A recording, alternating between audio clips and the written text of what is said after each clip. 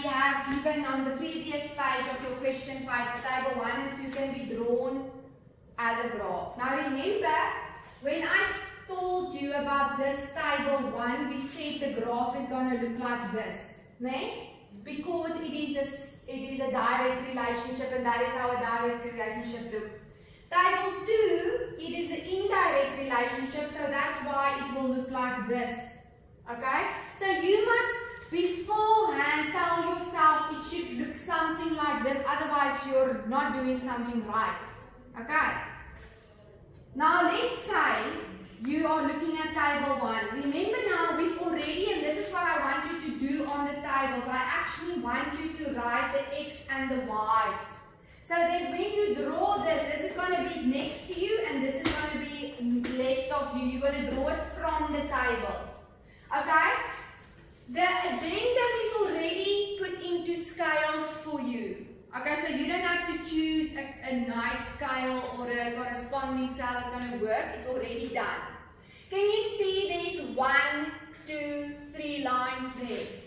So when you draw a graph, you need to start with, and this is, I'm going to give you steps to draw a table. Okay? Make sure you have a heading. In other words, you must name your graph. Okay? Then also name both of your axes. That includes the x and the y. Are you with me? If it's not already done. So let's start with this table here. This table is used, or this graph paper is used to draw from table 1. Okay? Can you see I've now already said my x values is 1, 2, 3, 4, etc. Are you with me? So you need to go and see from when this is a 1. When what is this? The number of liters of petrol, or you can just say petrol in liters, and this is going to be called your cost, which is in rand. Can you see how easy your graph is going to be now because you already done that 3 steps, sir? Okay, what are you going to call this graph? It even tells you there represents the cost of petrol per liter. So use the table name as your name. The cost of petrol per liter. Are you with me, darlings? No? Okay? So what are you going to do now? You're going to say 1, and what is my corresponding value on my y-axis? Remember, this is my y values and this is my x value. What is my corresponding one? Do you all agree it's over here by 15? Okay, the next is over at 2 hours is corresponding to 50.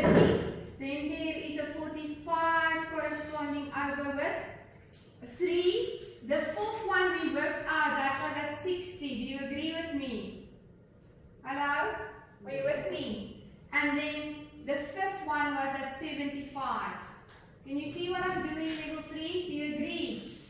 Can you see now you're going to take your ruler, not your free hand, your ruler, and you are going to draw a line, a straight line through all of those dots. Are you with me? Hello? Okay, can you see it corresponds with our prediction that it will be a straight line, darlings? Okay, so you must give your graph a name, you must name your axis, you must plot your graph, and you must draw your graph. Okay, are you with me? And then when there's 2 graphs on one axis, then you must also give me a little key to telling me which is which. But it's not applicable at this question. Are you with me? Okay, let's go.